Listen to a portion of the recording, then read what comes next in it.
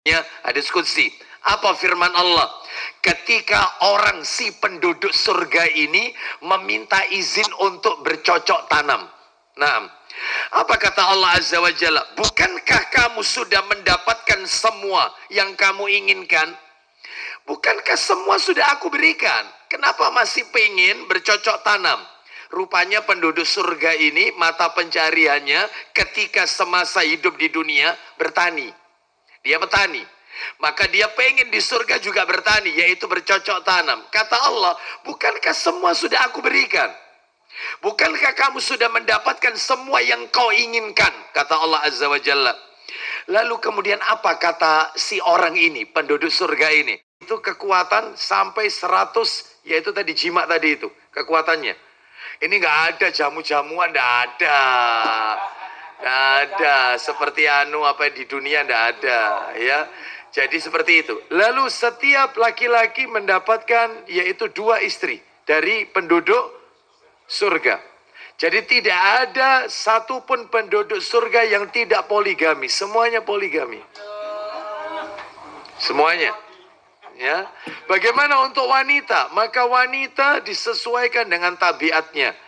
Tabiat wanita berbeda dengan laki-laki. Wanita suka keindahan, wanita suka kemewahan, wanita suka perhiasan. Itulah yang Allah berikan. Rumah mewah, perhiasan, ketenaran. Itu yang Allah berikan.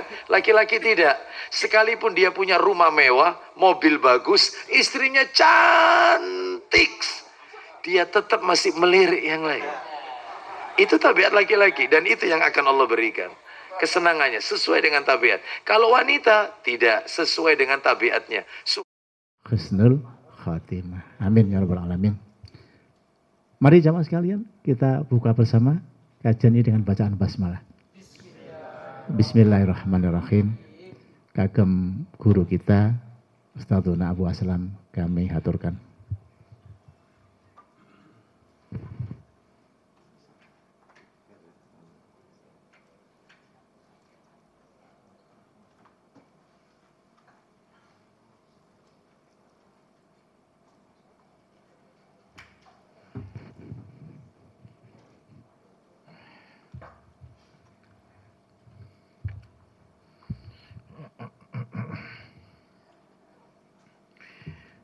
Bismillah.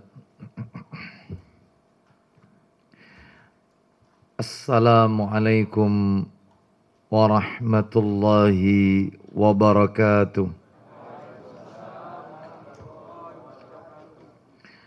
Alhamdulillah alladzi bini'matihi tatimmus salihah wa ashhadu an la ilaha illallah wahdahu la syarikalah wa ashhadu anna Muhammadan abduhu wa rasuluh ya ayyuhalladzina amanu taqullaha haqqa tuqatih wa la tamutunna illa wa antum muslimun amma ba'du.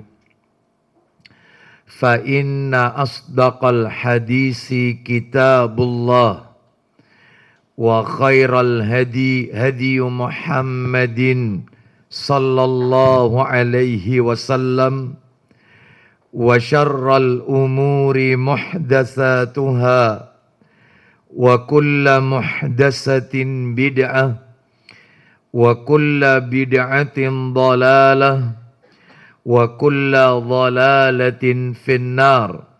Ikhwan wa akhwati fillah, bapak-bapak, ibu-ibu, kaum muslimin dan muslimah, jamaah majelis taklim Manarul Ilmi yang semoga dimuliakan oleh Allah Subhanahu wa taala, kepada sahibul bait keluarga Ustadz Syamsul, semoga Allah Subhanahu wa taala melimpahkan karunia rahmat dan barakah pada keluarga dan kediaman beliau. Tidak ada kata yang patut kita ucapkan di malam hari ini selain rasa syukur kita kepada Allah Subhanahu wa Ta'ala atas segala karunia nikmat yang telah Allah berikan kepada kita. Di antara kenikmatan-kenikmatan tersebut yang kita rasakan pada malam hari ini adalah nikmat sehat, nikmat diberikannya kita kemudahan, kesempatan untuk mengoptimalkan ibadah kepada Allah Subhanahu wa Ta'ala. Baik ibadah yang sifatnya wajib maupun ibadah yang sifatnya sunnah. Khususnya yang kita lakukan pada malam Jumat ini dan esok, yaitu hari Jumat. Amalan yang sifatnya wajib diantaranya adalah apa yang kita lakukan pada malam hari ini. Menuntut ilmu. Menuntut ilmu hukumnya fardu ain. Nabi SAW bersabda, talabul ilmi faridatun ala kulli muslimin. Menuntut ilmu adalah fardu ain, kewajiban bagi setiap kaum muslimin. Ilmu yang dimaksud di dalam hadis ini adalah bukan ilmu dunia, tetapi ilmu yang Nabi sebutkan dalam hadis ini adalah ilmu yang bersumber dari qala Allah wa qala Rasul wa qala sahabah. Ilmu yang bersumber dari apa yang Allah firmankan, apa yang Nabi sabdakan, dan apa yang dipahami oleh generasi terbaik pada umat ini, yaitu para sahabat Nabi ridwanullah alaihim ajmain. Oleh karenanya malam hari ini kita diberikan kemudahan untuk menuntut ilmu, wajib. Adapun di antara kewajiban yang lain yang kita ditekankan untuk mengoptimalkannya pada malam Jumat maupun hari Jumat adalah esok, yaitu sholat Jumat, wajib bagi laki-laki. Adapun amalan-amalan wajib yang lainnya tidak terkait dengan hari Jumat atau malam Jumat, ya sholat 5 waktu dan yang lainnya.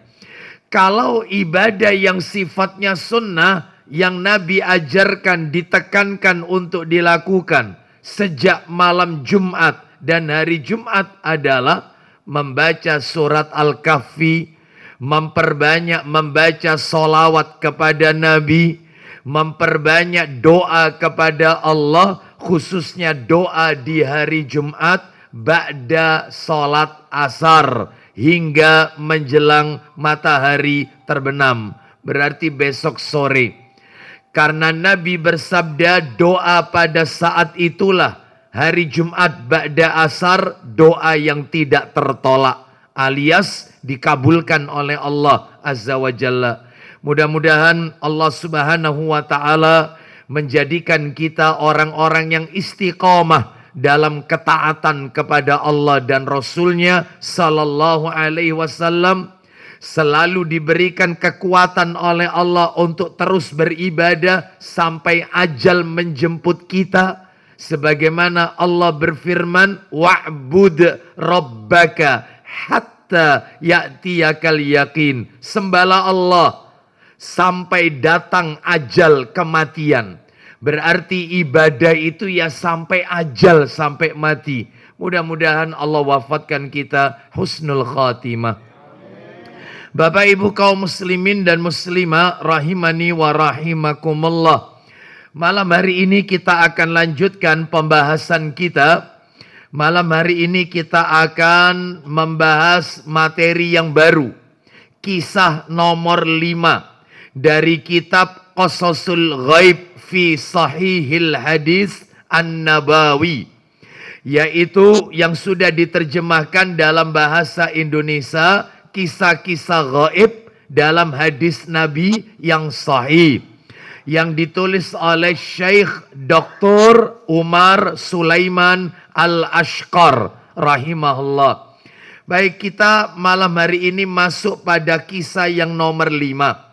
kisah yang nomor 5 ini diberi judul, ambillah wahai anak Adam. Sesungguhnya tidak ada sesuatu apapun yang mengenyangkanmu. Nah itu. Ambillah wahai anak Adam. Sesungguhnya tidak ada sesuatu apapun yang mengenyangkanmu. Baik. Bagaimana bunyi hadisnya? Saya akan bacakan langsung saja. Hadis atau kisah yang akan kami bacakan ini diriwayatkan oleh Imam Bukhari dalam sahihnya, Sahih Bukhari. Nomor hadisnya ada 2 nomor di Sahih Bukhari. Disebutkan 2 kali dalam Sahih Bukhari. Yang pertama ada di nomor 2348. 2348. Ini nomor asli ya. Di nomor asli Sahih Bukhari. Dan yang kedua diulang lagi kisah ini di nomor yang lain. Yang berbeda. Yaitu nomor 7519. 7519. Baik, saya bacakan, diperhatikan. Dari sahabat Abu Hurairah radhiyallahu an. Berarti hadis ini sumbernya dari sahabat Abu Hurairah radhiyallahu an. Saya ulang.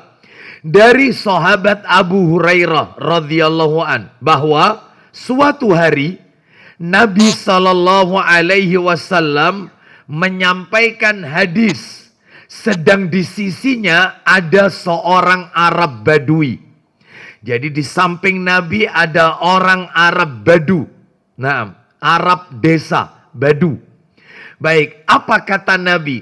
Anna rajulan min ahlil jannati ista'dhana rabbahu fi zar'i. Kata Nabi, ada seorang penduduk surga. Jadi Nabi mulai bercerita ini. Ada seorang penduduk surga nanti di hari kiamat tentunya meminta izin kepada Robnya untuk bercocok tanam. Padahal sudah masuk surga ini. Seorang penduduk surga meminta izin kepada Allah untuk bisa bercocok tanam, bertani di surga. Faqala lahu awalasta fima syi'ta, maka Allah Azza wa Jalla berkata, berarti ini hadis qudsi ini.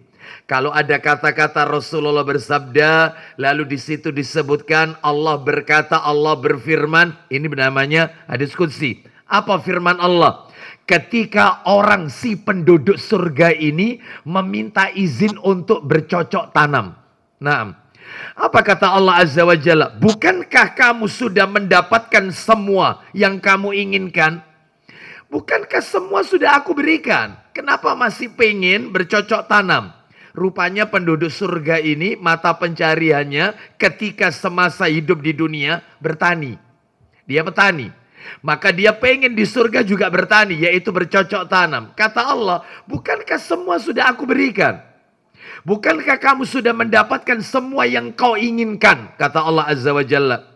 Lalu kemudian apa kata si orang ini, penduduk surga ini? Qala bala walakinni uhibbu an azra'a. Orang ini menjawab, iya, namun aku ingin bertani. Sekalipun kau telah memberikan semua yang aku inginkan, maka aku tetap ingin bertani di surga ini, bercocok tanam. Bapak Ibu sekalian, rahimani wa rahimakumullah. Lalu apa yang terjadi? Jalan cerita berikutnya. Fa'asra'a wa badhara fatabadara at-tarfa. Naam. Tabatuhu wastiwa'uhu wastihsaduhu wa takwiruhu amsalal jibal. Orang itu kemudian bergegas menabur benih. Tak lama kemudian tunas benih itu pun tumbuh dengan cepat, melebihi cepatnya kedipan mata. Bayangkan, oh ini di surga soalnya. Ini di surga. Baru ditanam langsung tumbuh. Seperti kecepatannya kedipan mata. Juga masa panennya cepat langsung bisa panen. Sehingga ia dapat mendapatkan panen sebesar gunung. Bayangkan. Panennya itu sebesar gunung jumlahnya. Lalu kemudian apa yang terjadi? Fayaqulullahu ta'ala dunaka ya bena Adam fa innahu la yushbi'uka syai'un. Allah Ta'ala berfirman. Apa kata Allah kepada si ahli surga ini yang meminta bercocok tanam dan ternyata dikabulkan. Panennya sampai sebesar gunung. Apa kata Allah? Silakan ambil wahai anak Adam. Ambil, ambil. Kamu ini memang tidak pernah puas. Kata Allah Azza wa Jalla. Ambil. Yang kamu inginkan ambil. Memang kamu ini anak Adam ini nggak pernah puas. Lanjut. Faqalal a'rabiyyu ya Rasulullah la tajidu hadza illa qurasyian aw ansariyan. Orang Arab Badui yang duduk dekat Nabi tadi berkata, nyeletuk dia yang duduknya dekat Nabi tadi, Arab desa ini. Dia berkata, wahai Rasulullah, kalau demikian tidak akan Anda temui orang seperti itu penduduk surga itu kecuali orang Quraisy atau orang Ansor, kaum Ansor. Kenapa? Karena mereka suka bercocok tanam. Berarti mereka ini adalah dari kalangan orang Quraisy atau yaitu orang Ansor. Fa innahum ashabu zara'in. Fa amma nahnu walasna bi ashabi zar'in. Sebab mereka itu orang Quraisy, orang Ansor, hobinya bercocok tanam. Adapun kami orang Arab Badu tidak suka bercocok tanam. Fadhahika Rasulullah sallallahu alaihi wasallam. Rasulullah sallallahu alaihi wasallam pun tertawa, Bapak Ibu. Baik, selesai cerita tentang anak Adam yang ingin bercocok tanam. Sekarang kita akan ambil pelajaran. Apa pelajaran yang bisa kita ambil dari hadis ini? Bapak Ibu sekalian, rahimani wa rahimakumullah. Pelajaran yang bisa kita ambil ada 8. Ada 8 pelajaran, minimal 8. Sebenarnya lebih dari 8, minimal 8. Mudah-mudahan 8 ini mewakili. Yang pertama, pelajaran yang pertama, Bapak Ibu. Di dalam hadis ini termasuk kategori hadis qudsi. Hadis yang kami bacakan tadi masuk dalam kategori hadis qudsi. Nama lainnya hadis qudsi adalah hadis ilahi atau hadis robbani. Itu nama lainnya. Lalu kalau itu hadis qudsi, Allah berfirman, firman Allah yang tidak masuk dalam Al-Quran. Lalu apa bedanya hadis qudsi dengan Al-Quran? Karena sama-sama firman Allah. Al-Quran firman Allah, hadis qudsi juga firman Allah. Apa bedanya? Maka bedanya kata para alim ulama, kalau Al-Quran maknanya dan redaksinya itu dari Allah. Maknanya, isinya sama redaksinya itu semuanya dari Allah, ori dari Allah. Maknanya sama redaksi, itu Quran. Sedangkan kalau hadis qudsi maknanya dari Allah, isinya itu dari Allah, tapi redaksinya dari bahasa Rasul. Dari ucapannya Rasul. Nah itu kalau hadis qudsi. Kalau Al-Quran dua-duanya dari Allah. Makanya tidak ada satupun yang bisa masuk menyusup ke dalam Al-Quranul Karim. Ya. Jadi kalau Al-Quran makna dan redaksinya, tulisannya itu semua sama maksudnya itu dari Allah. Tapi kalau hadis qudsi tidak, maksudnya itu dari Allah. Sedangkan yang menyampaikan, yang menjelaskannya itu dari Rasul Sallallahu Alaihi Wasallam. Ini yang pertama. Perbedaan pertama maksud saya antara Quran dengan hadis qudsi. Perbedaan yang lain, kalau membaca huruf-huruf Al-Quran dapat pahala. 1 huruf 10 pahala. Alif, lam, mim. 3 huruf itu. Alif, lam, dan mim. Kita baca dapat 30 pahala. 1 huruf 10 pahala. Bapak Ibu kalau baca basmalah, Bismillahirrahmanirrahim. 19 huruf itu. Ba, sin, mim, alif, lam, ha, alif, lam, ro, dan seterusnya. Itu 190 pahala baca Quran. paham, tidak paham artinya, tetap dapat pahala. Anda tahu arti, nggak tahu arti, mocot tok dapat pahala. Itu Al-Quran. Tetapi kalau baca hadis qudsi seperti saya tadi, baca hadis qudsi kan, dalam riwayat Bukhari, nggak dapat pahala. Kita baru mendapatkan pahala dari hadis qudsi yang kita pelajari, seperti yang disampaikan oleh Ustadz Samsul tadi ketika mukadimah. Kita amalkan ilmu yang kita telah dapatkan dari guru-guru kita. Maka hadis qudsi itu bisa kita bisa dapat pahala dari hadis qudsi itu kalau isinya kita aplikasikan dalam kehidupan kita sehari-hari. Makanya kita kaji apa ini yang bisa kita ambil dari hadis ini. Baik, Bapak Ibu sekalian. Jadi kalau Al-Quran Anda amalkan, tidak Anda amalkan, baca tok, paham arti, tidak paham arti, dapat pahala. Makanya rugi orang kalau tidak mau panen pahala dengan tidak baca Al-Quran. Rugi. Bapak Ibu sekalian, pahala yang paling banyak itu ya baca Quran, Bapak Ibu sekalian. 1 huruf 10 pahala, Bapak Ibu. Ya, makanya rugi kalau orang semasa hidupnya nggak bisa baca Al-Quran. Rugi, padahal dia bisa panen pahala. Dia nggak bisa sodako, dia nggak bisa jihad, dia tidak bisa zakat. Mungkin sholatnya bolong-bolong dan seterusnya. Tapi Quran, baca Quran, Masya Allah. Ya, apalagi kalau Al-Quran yang Bapak Ibu pahami tersebut, yang Bapak Ibu hafalkan, kita ajarkan kepada anak-anak kita. Makanya saya tidak bosan-bosan sampaikan, jadilah orang tua yang pertama kali mengajarkan surat Al-Fatihah kepada anak-anak kita.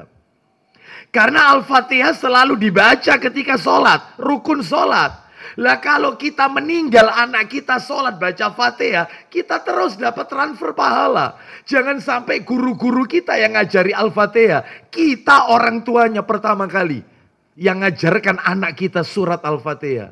Ya. Waduh, ya sudah terlanjur Pak Ustadz. Anakku is gede-gede ya. Ya mereka bisa baca Quran itu ya dulu dari guru ngaji. Ya punya anak lagi. Gitu ya, sudah ndak usah diteruskan ya, ndak usah, nanti tak serahkan ke antum kalau gitu ya. Baik Bapak Ibu sekalian, yang ketiga Al-Quran dibaca ketika sholat. Ini perbedaan Quran dengan hadits qudsi. Sedangkan hadits qudsi tidak dibaca ketika sholat. Orang sholat ya baca Quran. Orang sholat tidak baca hadis qudsi. Buktinya Al-Fatihah itu Al-Quran. Surat setelah Al-Fatihah Al-Quran. Hadis qudsi tidak dibaca di dalam sholat. Terus terakhir yang bisa saya sampaikan. Kalau Al-Quran itu mutawatir. Sehingga tidak bisa dipalsukan. Karena dijaga oleh Allah. Mutawatir. Dan Bapak Ibu harus tahu. Gimana Ustadz di zaman Nabi dulu? Kalau Al-Quran itu wahyu turun, semua sahabat kumpul. Sehingga nggak ada satupun sahabat yang tidak mendengar atau tidak mencatat. Semua tidak ada yang ketinggalan kalau wahyu turun. Tetapi kalau hadis, beda lagi. Ada yang dengar, ada sahabat yang dengar. Makanya sahabat berkata kepada yang lain, aku tadi mendengar Rasulullah bersabda. Lalu nyambung lagi, aku mendengar dari si fulan mendengar Rasulullah bersabda. Nyambung terus sampai kepada kita. Tapi kalau Quran, begitu wahyu turun, semua sahabat kumpul. Allah Ta'ala berfirman, langsung catat. Di lembaran-lembaran. Sehingga mutawatir. Ya. Selama disebut hadis. Meskipun qudsi. Ya tetap ada yang doif. Ada yang palsu. Karena apa? Selama disebut hadis. Meskipun hadis qudsi. Maka tetap harus dilihat sanad dan matannya. Perawi-perawinya. Harus paham. Oleh karena itu kalau Quran tidak ada. Quran doif, Quran maudhu, palsu nggak ada. Quran mutawatir. Kalau hadis ada yang sahih, ada yang maudhu, ada yang mungkar, ada yang doifu jiddan dan macam-macam. Ya baik. Ini pelajaran pertama, perbedaan hadis qudsi dengan Al-Quran dengan hadis qudsi. Yang kedua, Bapak Ibu, pelajaran kedua ini. Pelajaran yang kedua sekarang. Kan ada 8. Ada yang kedua, hadis di atas cerita tentang petani tadi ya, yang bercocok tanam di surga tadi. Hadis di atas menjelaskan kepada kita tentang wajibnya kita mengimani semua berita yang datangnya dari Rasulullah SAW. Wajib kita imani. Apalagi berita-berita Nabi terkait perkara-perkara gaib. Wajib sami'na wa ata'na. Termasuk yang tadi cerita. Orang yang ingin bercocok tanam di surga. Sampai-sampai kata Allah, bukankah aku telah memberikan semua yang kau minta? Begitu. Sampai akhirnya Allah mengatakan, sesungguhnya ambil semua panenmu itu. Sesungguhnya engkau manusia ini tidak pernah mengenal rasa puas, rasa cukup.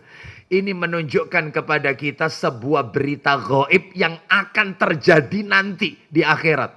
Ini kejadiannya nanti. Nabi sudah tunjukkan. Nantinya seperti ini. Loh berarti kalau gitu surga neraka sekarang masih kosong. Kosong. Belum ada isi. Kapan? Nanti ada isinya setelah yaumul hisab. Hari penghisapan amal. Lah terus cerita ini Nabi menggambarkan nanti akan ada cerita seperti ini di surga. Yaitu orang yang pengen bercocok tanam. Nah, jadi maka harus kita imani sami'na wa ata'na, karena Nabi tidak mungkin berdusta atas nama Allah. Ucapan Nabi itu wahyu, Bapak Ibu sekalian. Nabi tidak mungkin berdusta. Wa ma yantiqu anil hawa, surat An-Najm itu. Wa ma yantiqu anil hawa in huwa illa wahyu yuha. An-Najm ayat 3 dan 4. Tidaklah yang Nabi ucapkan itu berdasarkan hawa nafsunya, melainkan yang Nabi ucapkan itu wahyu yang Allah wahyukan. Jangankan begitu Bapak Ibu sekalian. Sahabat Nabi namanya Abdullah bin Amr bin Al-As radhiyallahu anhuma pernah kena syubhat orang-orang kafir Quraisy. Orang-orang kafir Quraisy mengatakan, ini riwayat Abu Dawud. Mereka mengatakan, bukankah Muhammad nabimu itu manusia biasa? Yang terkadang kalau bicara dalam keadaan marah, terkadang dalam keadaan senang. Masa harus ditulis? Karena Abdullah bin Amr bin Al-As ini juru tulisnya Nabi. Semuanya dicatat sama dia. Dia ditegur sama orang kafir Quraisy. Masa dicatat? Itu kan manusia biasa. Kayak kita. Masa kan bisa jadi dia itu ngomong dalam keadaan marah. Bicara dalam keadaan senang. Masa semua harus ditulis? Maka Abdullah bin Amr bin Al-As radhiyallahu anhu berhenti menulis hadis. Hal itu disampaikan kepada Nabi. Singkat cerita, maka Nabi mengangkat jari telunjuknya lalu mengarahkan ke mulut beliau sendiri sambil Nabi berkata, "Walladzi nafsi," kata Nabi, "uktub, tulislah, walladzi nafsi biyadi," tidaklah, yaitu demi Allah yang jiwaku dalam genggaman Allah, "ma yakhruju minhu illal haq." Tidak ada satupun yang keluar dari mulutku ini kecuali itu kebenaran. Tulis. Akhirnya ditulis kembali. Jadi termakan syubhatnya orang kafir Quraisy. Makanya kita wajib orang-orang beriman sami'na wa ata'na dengan berita-berita gaib seperti ini. Selama riwayatnya sahih. Apalagi diriwayatkan Bukhari Muslim. Bukhari Muslim. Maka di atas kertas pasti sahih. Kenapa? Karena kitab terbaik, saya ulang, kitab terbaik setelah Al-Quran adalah kitab hadis Nabi yang diriwayatkan oleh Bukhari Muslim. Hadis itu Bapak Ibu, kalau dibawanya HR Bukhari Muslim, di atas kertas aman sudah. Makanya panjenengan kalau dapat ser-seran di media sosial, artikel, di situ menukil Rasulullah bersabda, barang siapa titik-titik begini sudah, bawahnya nggak dikasih. HR siapa, maka dalam hal ini tolong jangan di-share, jangan disebarluaskan, jangan diimani, jangan diyakini, dan jangan diamalkan isinya. Tapi kalau sudah di bawahnya HR titik Bukhari Muslim, aman, silakan. Tapi kalau HR Abu Dawud, HR Ibnu Majah, hadis riwayat HR ya. HR Tirmidzi, HR misalnya Ad-Darimi, Ibnu Hibban, Ibnu Huzaimah. Pokoknya selain Bukhari Muslim. Sabar, jangan di-share. Tanya kepada orang yang berilmu. Fas'alu ahla dzikri in kuntum la ta'lamun. Bertanyalah kepada orang-orang yang memiliki ilmu. Gimana ini hadisnya, sahih atau tidak? Oh, tanya. Kalau misalnya nih, misalnya hadis itu ada bukan Bukhari Muslim, Hadisnya di situ tertulis hadis riwayat Abu Dawud. misalnya ini, atau Tirmidzi, pokoknya selain Bukhari Muslim. Tapi di bawahnya ada keterangan. Hadis ini disahihkan oleh Syekh Albani, oleh Ibnu Taimiyah, oleh Syekh bin Bas, oleh Syekh Utsaimin. Hadis ini disahihkan oleh Ibnu Katsir, oleh Imam Az-Zahabi, oleh Al-Arnaud, disahihkan oleh imam-imam yaitu ahli hadis. Maka sebarkan. Aman, sudah aman. Karena yang mensahihkan itu adalah ulama-ulama ahli hadis. Ya. Terus misalnya nih panjenengan dapat ser-seran atau mungkin dapat keterangan dari seorang ustadz. Yang ustadz itu selektif betul menyampaikan ilmu, hujah. Sedangkan dia tidak menukil riwayat siapa. Ustadznya ustadz yang selektif kalau menyampaikan ilmu. Jadi tidak sembarangan. Tapi dia ketika menyampaikan hadis cuman bilang begini. Rasulullah bersabda, sudah. Ini riwayatnya Bukhari, apa Muslim, apa Tirmidzi, nggak dikasih keterangan. Maka pegang, amalkan, dan boleh sebarkan. Karena ustadz yang menyampaikan adalah orang yang selektif.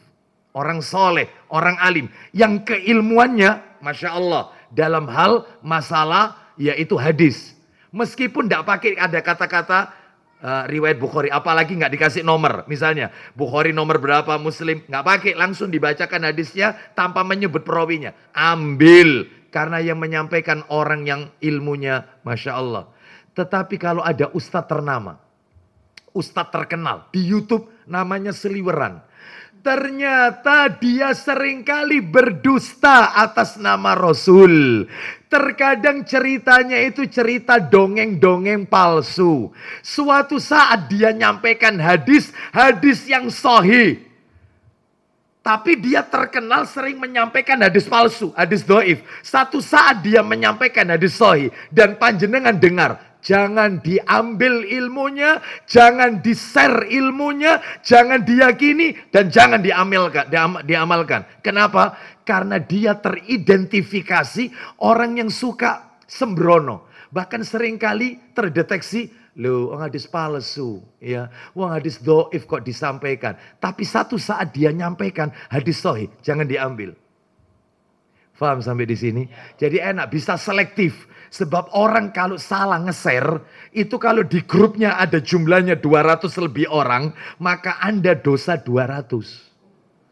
Ini bisa jadi ladang pahala HP ini, dan bisa jadi dosa jariah, dosa berkepanjangan. Hati-hati. Makanya tanya kepada orang yang paham. Baik, kembali kepada materi kita. Itu nomor 2. Pelajaran nomor 2. Nomor 3, pelajaran yang ketiga. Dari hadis tadi Bapak Ibu ya. Nomor 3.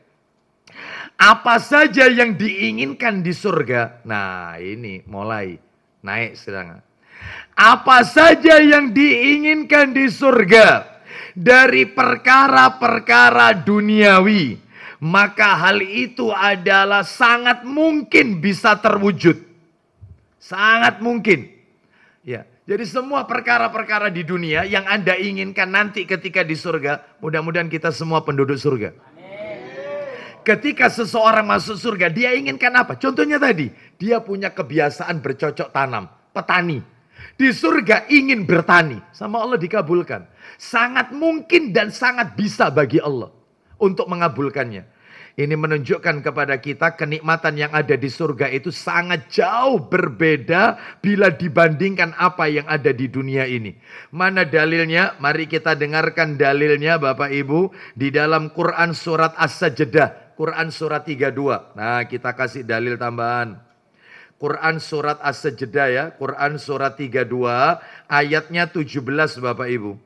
Kita dengarkan ini surat 32 As-Sajdah ayatnya 17. Allah Ta'ala berfirman.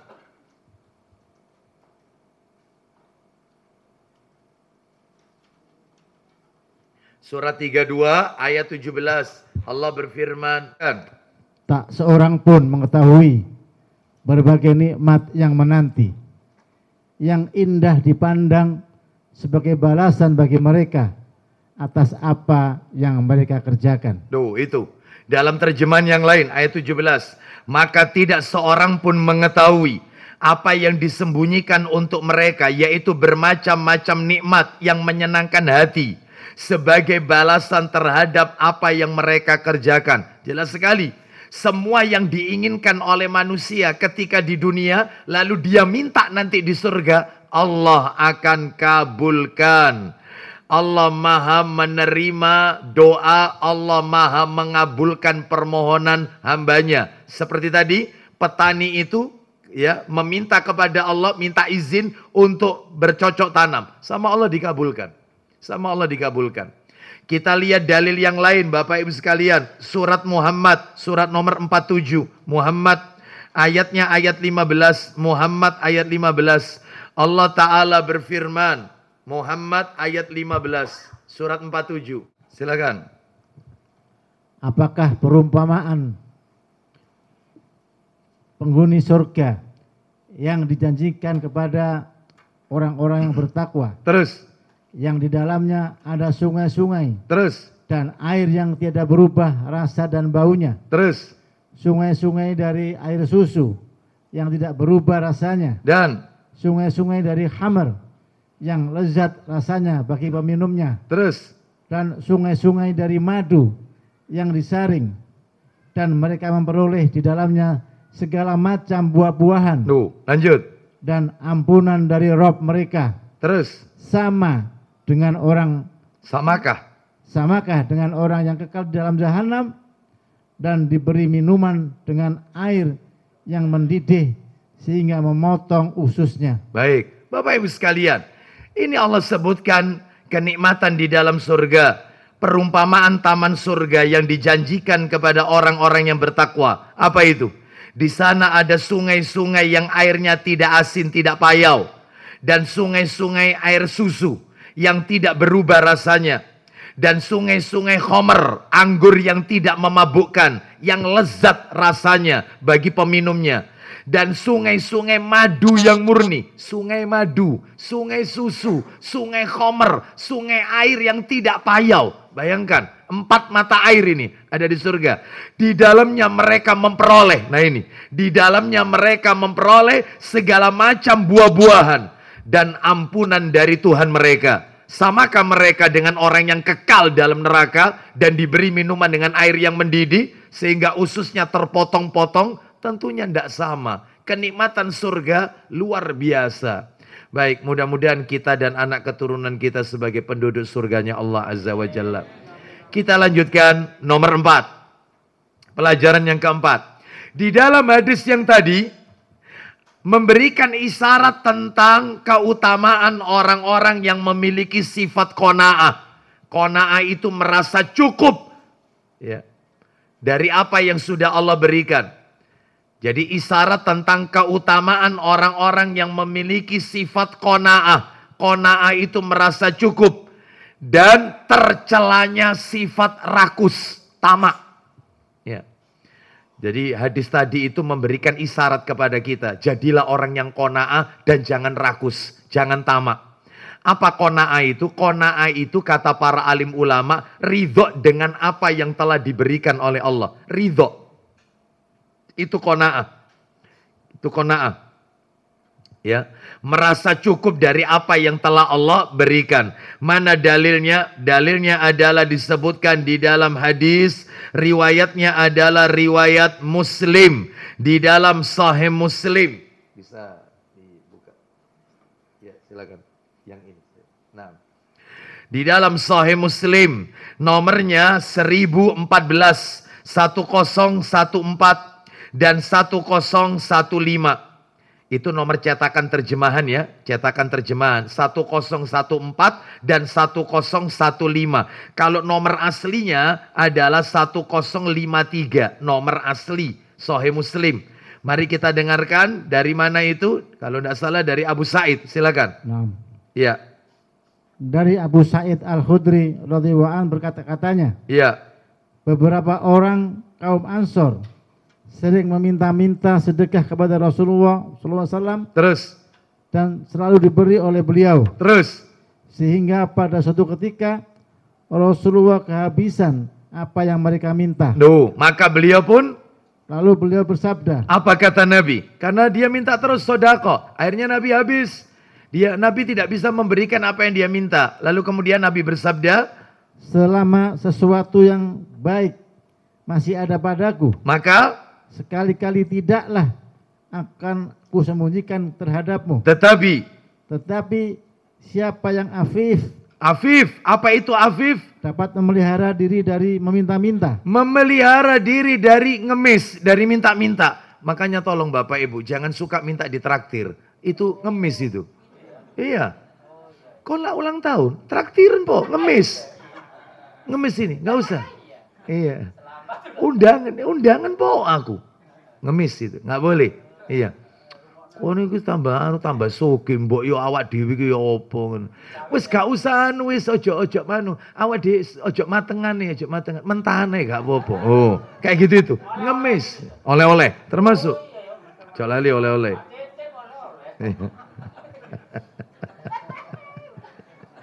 Ya, itu ngemis. Bersikaplah afif. Afif itu memelihara diri dari minta-minta. Jangan. Ya, harus punya harga diri. Jangan sampai kita minta. Seperti itu. Ya, colali oleh-oleh lo ya. Gitu loh. Sering enggak yang kayak gitu? Nggak boleh. Ya, nggak boleh. Terutama minta traktir itu yang sering itu. Ya, kok lah gajian nah. Oh, sore nah gitu. Nggak boleh. Mana terus lanjut kemudian. Maka Allah akan memeliharanya pula. Dan siapa?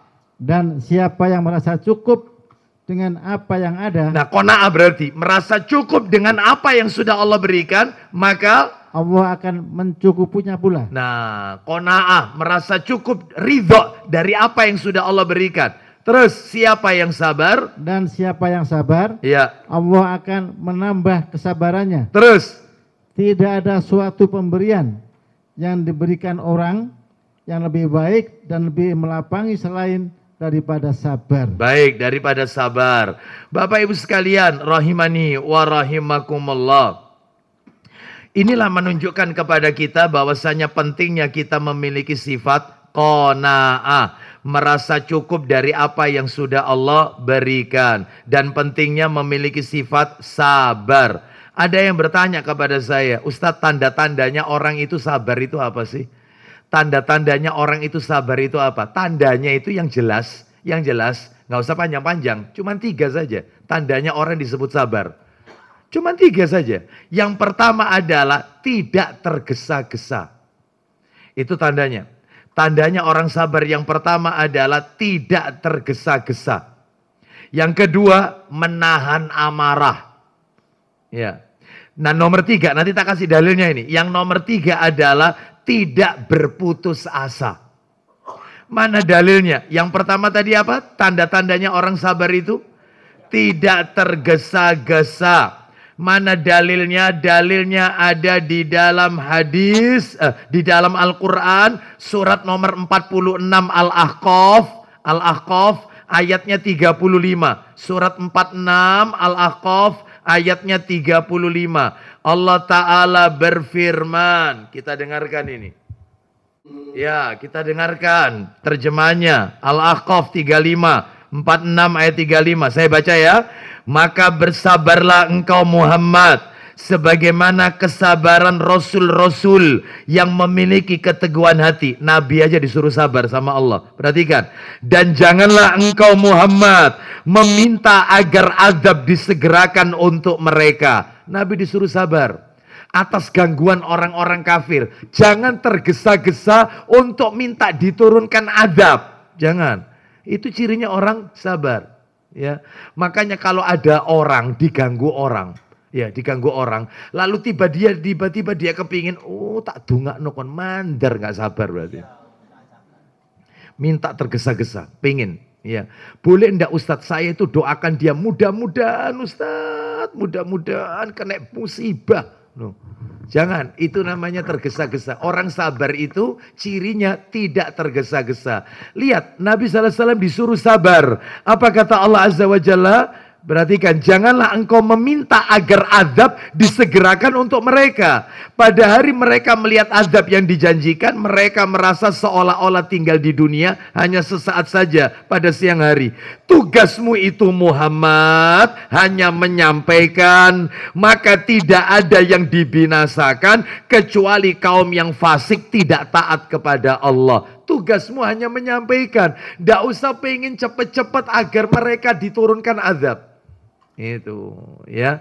Jadi ciri yang pertama tidak tergesa-gesa. Yang nomor dua menahan amarah. Dalilnya di mana orang sabar itu lisannya dijaga, nggak ngamuk. Ya, mobil dipotong orang jalan, lisannya dijaga.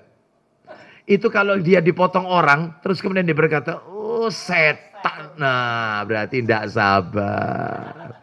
Tidak sabar. Nahan amarah. Ya, seperti itu.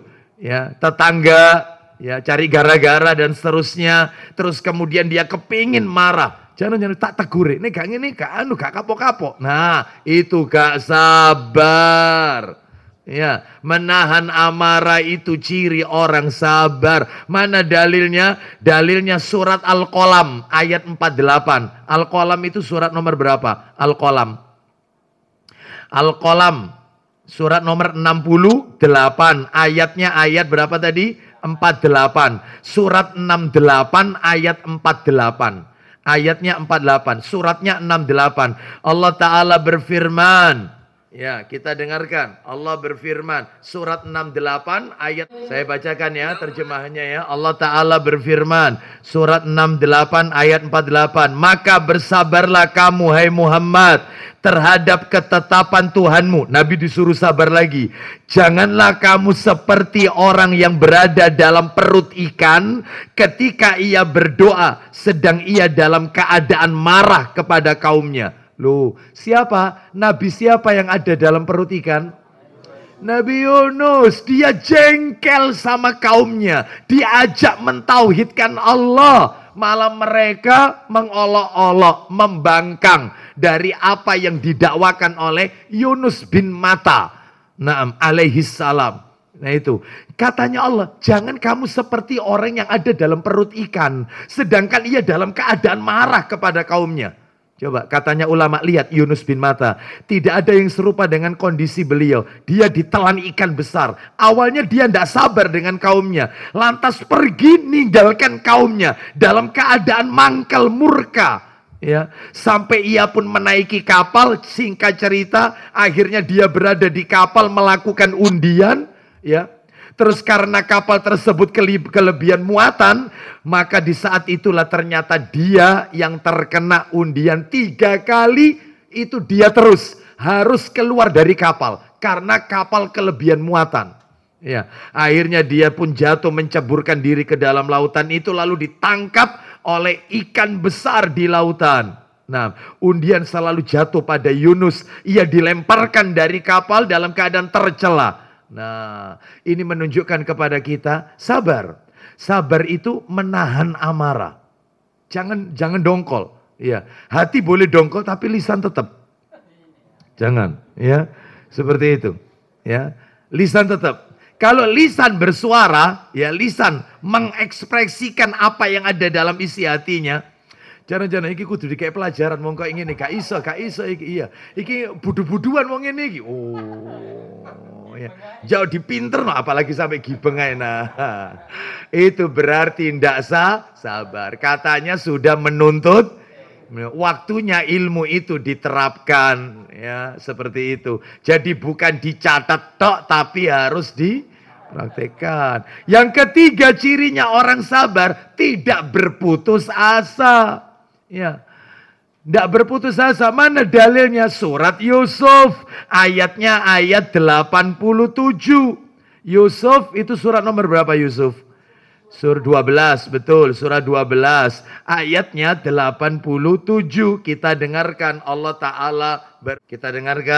Ta'ala berfirman, hai anak-anakku, pergilah kamu, maka carilah berita tentang Yusuf dan saudaranya, dan janganlah kamu berputus asa dari rahmat Allah. Sesungguhnya tidak ada yang berputus asa dari rahmat Allah, melainkan kaum kafir.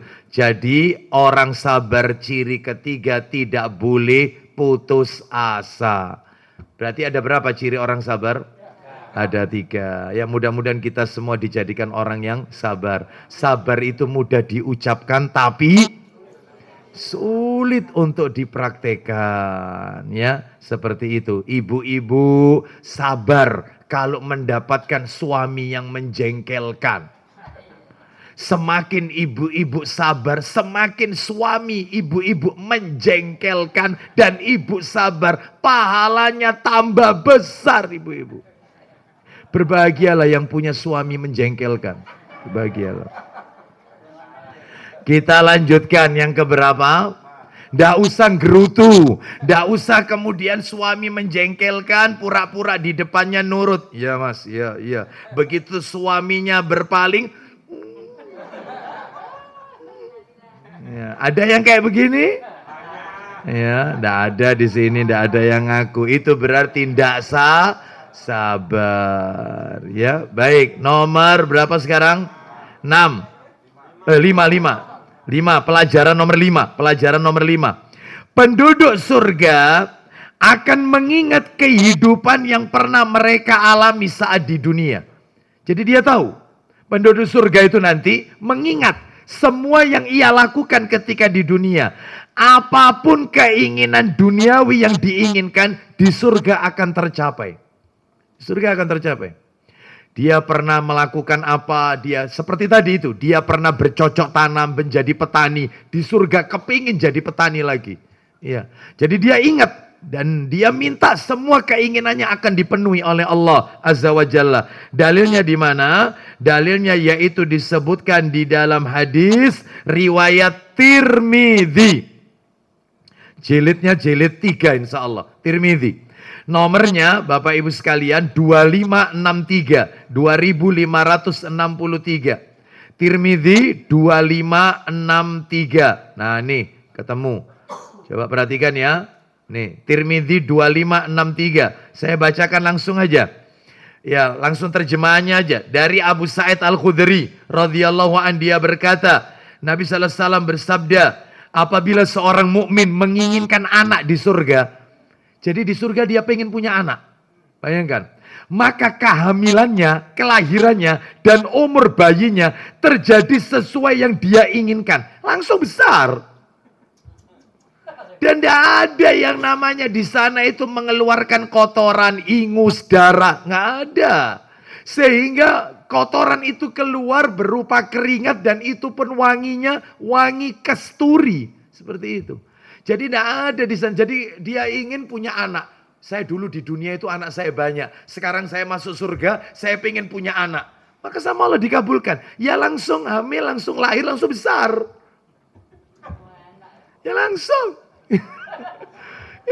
Yaitu penduduk surga itu begitu Bapak Ibu sekalian. Jadi penduduk surga itu suka mengingat dulu yang ketika di dunia. Lalu di akhirat, di surga dia ingin utarakan itu. Dan kemudian dia minta kepada Allah dan Allah akan kabulkan. Kita lanjutkan. Ini ada lanjutannya ini. Sebagian mereka berkata bahwa kelak di surga ada jima bersetubuh namun tidak melahirkan anak. Nah itu. Ada lagi, apabila seseorang mukmin menginginkan anak di surga, maka akan dapat dalam sesaat sebagaimana yang dia inginkan. Akan tetapi dia tidak menghendakinya. Jadi ada nanti itu yang dia pengen punya anak, tapi pengen melalui proses seperti di dunia. Bayi dulu, anak dulu, dan seterusnya. Semua yang diinginkan akan dikabulkan oleh Allah Azza wa Jalla. Itu ya. Baik, kita lanjutkan. Sekarang yang nomor berapa? 6. Nomor 6. Nanti yang terakhir nomor 8 itu yang agak panjang soalnya. Makanya ini saya agak persingkat. Yang nomor 6. Yang nomor 6. Al-Imam Ibnul Qayyim Al-Jauziyah rahimahullah menjelaskan. Saya nukilkan dari kitab beliau, Ibnul Qayyim Al-Jauziyah rahimahullah punya kitab judulnya Hadil Arwah ila Biladil Afrah, yang sudah diterjemahkan dalam bahasa Indonesia. Boleh dimiliki. Di toko-toko buku insya Allah ada. Tapi di daerah Surabaya Utara kalau beli ya. Itu ada buku judulnya, karangannya Ibnu Qayyim sudah diterjemahkan. Judulnya Tamasya ke Surga. Tamasya ke Surga. Saya nukil halaman 255. Begini katanya Ibnu Qayyim. Pada intinya hadis tadi menunjukkan bahwa di surga terdapat tanaman dan bibitnya juga berasal dari surga. Tanamannya di surga, bibitnya juga di surga. Seperti itu. Ya. Jadi kalau ada orang yang bertanya, kenapa orang tersebut minta izin kepada Robnya untuk menanam? Ya. Kemudian Allah menjelaskan padanya bahwa orang tersebut tidak perlu menanam lagi. Kalau ada yang bertanya, kenapa harus minta izin? Katanya tanamannya sudah disiapkan, bibitnya sudah ada. Kenapa dia minta izin sama Allah? Langsung saja kan bisa. Ya, bahkan sampai-sampai Allah tadi mengatakan, kau tidak perlu menanam lagi. Bukankah semua yang kau inginkan sudah aku berikan? Dan seterusnya. Jawabannya, orang tersebut minta izin kepada Allah untuk menanam tanaman dengan tangannya sendiri. Ya. Padahal Allah sebenarnya tidak memerlukan orang itu untuk bercocok tanam. Dan juga Allah telah mencukupi semua kebutuhan orang tersebut. Padahal kalau dia minta, aku meminta tanaman. Sebagaimana aku dulu pernah menjadi seorang petani. Langsung diwujudkan. Cuman yang diminta oleh Allah, yang diminta oleh orang ini kepada Allah, dia ingin menanam dengan tangannya sendiri. Nah, satu, nanam dengan bibit dikasih dan seterusnya. Ya langsung tumbuh. Dan langsung panen. Panennya sebesar apa tadi? Gunung Uhud, bayangkan. Bapak Ibu sekalian, rahimani wa rahimakumullah, inilah kenikmatan yang ada di dalam surga. Yang ke-7. Hadis di atas menjelaskan bahwasanya Allah itu maha mengabulkan doa. Semua dijawab oleh Allah Azza wa Jalla. Allah maha mengabulkan doa. Mana dalilnya? Dalilnya saya kasih 2. Satu Quran, satu hadis. Yang nanti bikin merinding itu yang hadis. Kalau Quran saya yakin Bapak Ibu hafal kok. Quran surat Al-Mu'minun, surat Ghafir ayat 60. Al-Mu'minun ayat 60. Ya. Apa itu bagaimana bunyinya? Surat 40 Ghafir ayat 60. Wa qur rabbi, apa ini gimana? Surat 40 Ghafir ayatnya ayat 60. Uda'uni astajib lakum, surat Ghafir ayatnya 60. Allah Ta'ala berfirman, wa qala rabbukum uda'uni astajib lakum. Dan Tuhanmu, Rabbmu berfirman, berdoalah kalian kepadaku, niscaya akan aku kabulkan, perkenankan bagimu. Berarti Allah itu memiliki sifat al-mujib. Allah itu maha mengabulkan doa.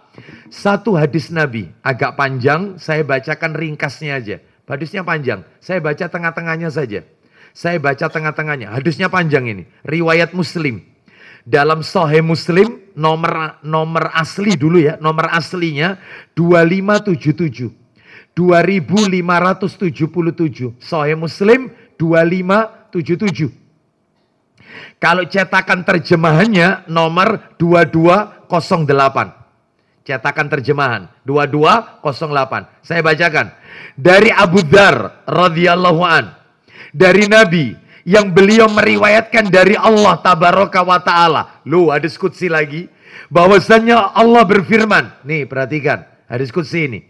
Ya ibadi, law anna awwalakum wa akhirakum wa insakum wa jinnakum qamu fi sa'idin wahidin fasa'aluni, hai hamba-hambaku, seandainya orang yang terdahulu mulai Adam sampai orang yang terakhir sampai kiamat, dari kalangan manusia dan jin, manusia dari Adam sampai manusia sampai kiamat, jin dari Adam sampai jin sampai nanti hari kiamat, semuanya kumpul di satu tempat, kemudian mereka meminta kepadaku, fa'ataitu kulla insanin mas'alatahu, maka aku akan penuhi setiap permintaan mereka. Semuanya akan dipenuhi oleh Allah.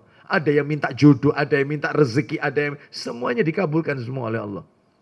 Terus kemudian, mana qasadzalika mimma indi, tanpa sedikit pun mengurangi apa yang ada padaku. Illa kama yanqusul mikhyatu idza udkhilal bahr, melainkan hanyalah seperti berkurangnya air ketika jarum dicelupkan ke dalam lautan. Oh. Ya. Tolong yang tertinggal catatannya, Qur'annya atau hadisnya dilewati aja, dilewati, gampang.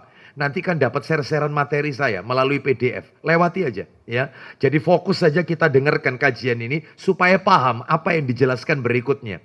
Jadi saya ulang sedikit, saya review hadis tadi.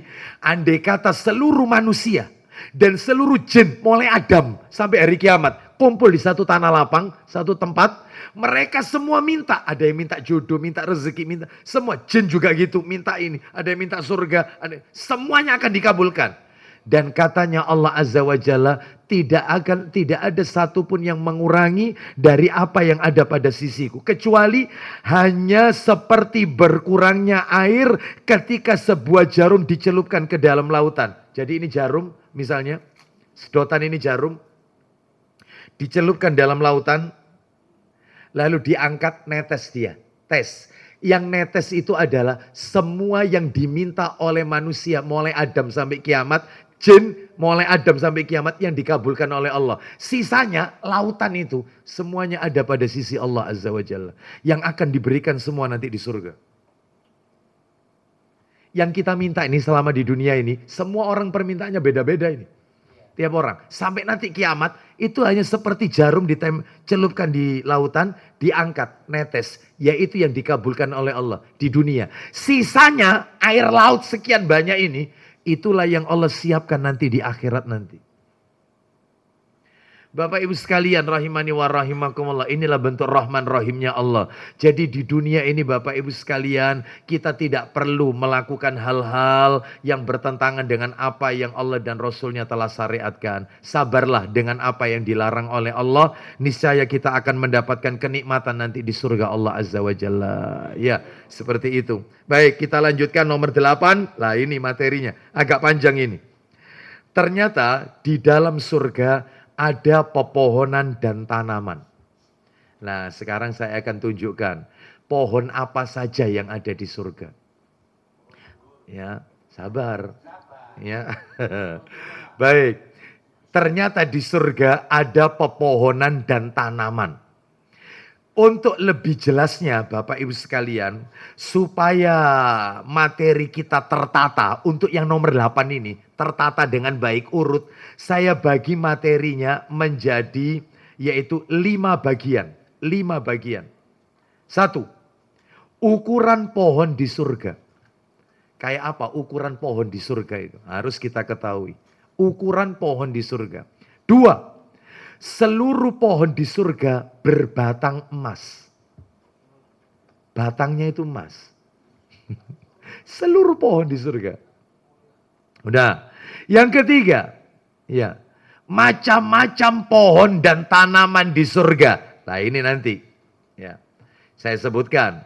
Termasuk ada pisang nanti di surga. Ada pisang, ya. Nanti beberapa buah-buahan ada, nanti kita sebutkan. Semuanya ada di Quran ini. Tanaman, mohon maaf, pohon atau tanaman yang ada di surga. Macam-macam pohon, tanaman di surga. Itu materi nomor 3. Materi yang nomor 4 adalah, materi nomor 4 yaitu orang-orang yang dijanjikan oleh Allah dan Rasulnya. Orang-orang yang dijanjikan oleh Allah dan Rasulnya dengan pohon tuba di surga. Di surga itu ada pohon namanya tuba. Tuba. Nah, kayak apa pohon tuba? Nanti kita akan bahas pohon tuba, ya. Ada beberapa orang, ya. Terus nanti saya akan tutup materi terakhirnya, mudah-mudahan waktunya cukup, yaitu apakah nanti kalau masuk surga ketemu dengan pohon khuldi? Ya. Begitu dimakan diusir ke dunia lagi, balik lagi. Apakah ketemu? Ya, betul tidak? Ya. Apakah nanti di surga itu kalau nanti kita masuk surga nih, ya, buah khuldi, pohon khuldi itu buah yang terlarang maksudnya. Yang Nabi Adam dulu pernah memakan buahnya, itu tetap ada dan bolehkah kita konsumsi? Jangan-jangan dikonsumsi airnya dikeluarkan. Keluarkan balik lagi berarti. Ya. Nah, itu ya. Nah, baik, itu apa ada? Nanti itu terakhir ya. Sekarang kita bahas yang pertama lebih dahulu, ya. Apa itu tadi yang pertama? Ukuran pohon di surga. Bapak Ibu sekalian, rahimani wa rahimakumullah. Ukuran pohon di surga, ini ya, di antara gambaran tentang keadaan pohon di surga ini adalah ukurannya sangat besar, Bapak Ibu sekalian. Dalilnya di mana? Minta tolong dibukakan Sahih Targhib itu jilid 6 Mas. Jilid 6 sama jilid 3 Mas. Ya, jilid 6, nomor 6 sama nomor 3 Mas. Iya. Kebanyakan di jilid 6. Tolong dibuka Sahih Targhib wa Tarhib jilid 6, nomornya agak ke belakang 3725. 3725.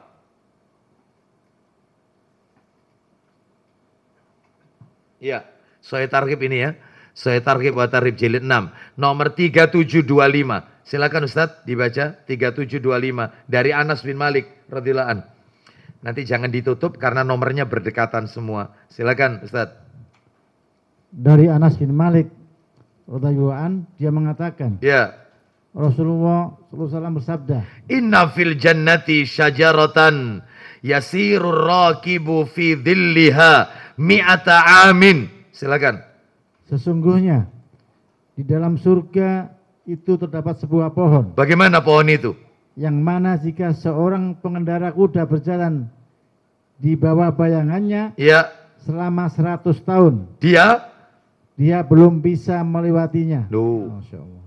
Pohon di surga, ya, itu besarnya ini, kata Nabi SAW, apabila seorang pengendara kuda, penunggang kuda, dia melewati, yaitu bayangannya, bukan pohonnya ini, bayangannya aja yang dilewati itu baru ketemu dari titik awal dia berangkat, itu 100 tahun, baru ketemu titiknya.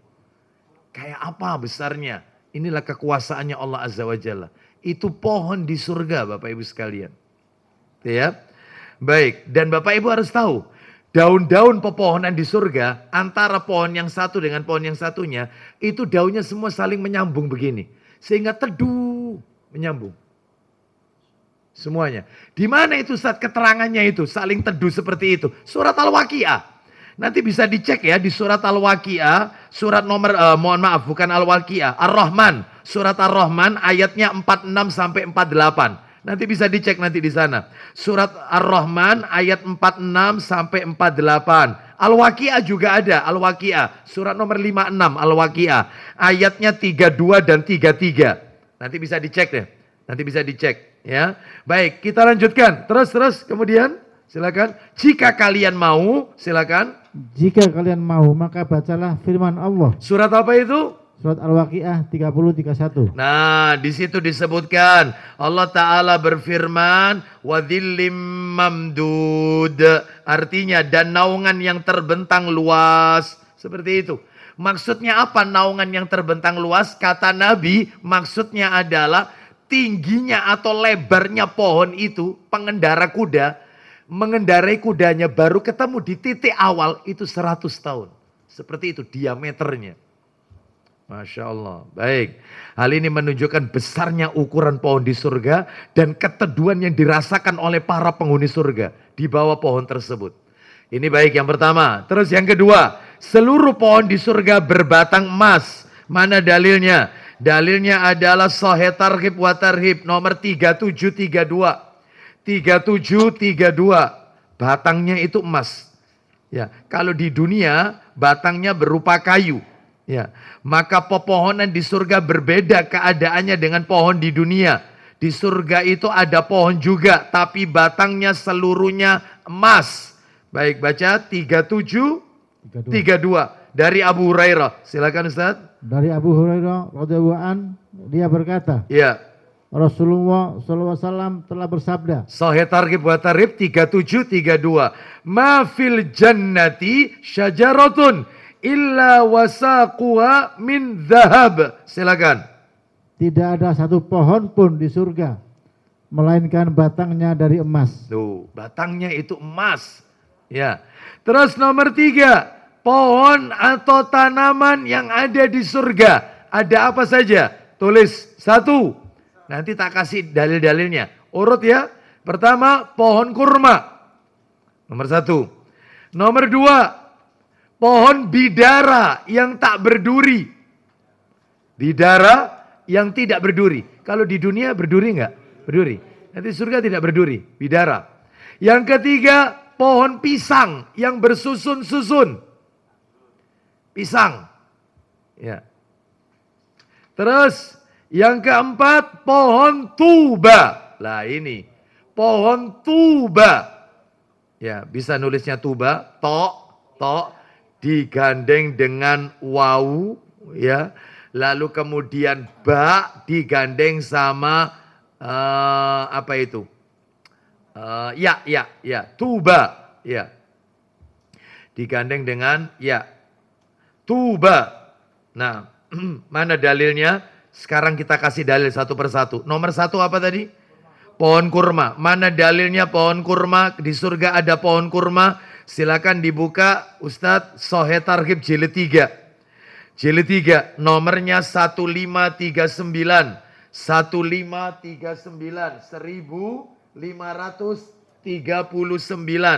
Nih Bapak Ibu tak tunjukkan satu amalan. Tolong dicatat baik-baik ini amalannya ini. Ya, 15 berapa tadi? 39. Nah, dari Abdullah bin Amr, silakan. Dari Abdullah bin Amr radhiyallahu anhu dia menuturkan. Ya. Rasulullah SAW bersabda. Man qala. Barang siapa yang mengucapkan. Subhanallahi wa bihamdi. Maha suci Allah dan dengan memujinya. Ghurisat lahu nakhlatun fil jannah. Silakan. Akan ditanamkan satu pohon kurma untuknya di surga. Duh, dia punya pohon kurma nanti di surga. Baca sekali, subhanallah wa bihamdi. Apalagi dibaca 100 kali, zikir pagi petang. Subhanallah wa bihamdi, subhanallah wa bihamdi, subhanallah wa bihamdi. Itu, kenapa? Nah, seperti itu. Karena tiap hari kita baca kan, seperti itu. Satu dapat pohon kurma, itu nanti di surga. Baik, kita dengarkan lagi dalil yang lain. Tentang pohon kurma, masih pohon kurma. Tolong dibuka Sahih Targhib wa Tarhib jilid 6, 3735. Ani bin Abbas radhiyallahu anhuma qala Rasulullah sallallahu alaihi wasallam nakhlul jannati khudu'uha min zumurrudin khudrin. Silakan. Dari Ibnu Abbas radhiyallahu anhu dia berkata, iya, pohon kurma surga batang-batangnya dari batu zamrud hijau. Pohon kurma di surga batangnya dari batu zamrud hijau. Terus pokok pelepah yang besar adalah emas yang kemerahan. Pelepahnya kurma itu emas yang kemerahan. Terus dan pelepahnya adalah pakaian untuk penduduk surga. Terus darinya dibuat sandang dan perhiasan mereka. Lanjut. Sedangkan buahnya sebesar ukuran kurlah dan timba. Terus lebih putih dari susu. Bayangkan, buah di surga, kurma di surga, sebesar timba buahnya. Sebesar timba ini Bapak Ibu sekalian. Karena manusia tinggi. Tingginya seperti Adam. Manusia itu di surga kata Nabi, tingginya seperti Adam. Lalu usianya 33 tahun. Wajahnya wajah Yusuf. Hatinya hati Ayub. Tinggi Adam, wajahnya Yusuf, hatinya Ayub, umur 33. Meskipun wafat usia tua, kalau dia penduduk surga, meskipun dia wafat ukuran tubuhnya, rata-rata orang Indonesia 165, 170. Nah, maka dia tetap tinggi, setinggi Adam, 60 dhira'. Satu dhira'nya itu jari ujung tengah sampai ke siku. Ini satu dhira', anggap 50 cm ini. Anggap. Berarti kalau 60 dhira', 30 meter. Karena setengah meter ini, 50 cm. 30 meter tingginya. Bayangkan. Itu ada dalam Sahih Targhib wa Tarhib, kalau nggak salah nomornya 3702. Nanti kita dengarkan dalilnya. Teruskan lanjut Ustaz, teruskan. Lebih manis. Lebih putih dari susu. Terus. Lebih manis dari madu.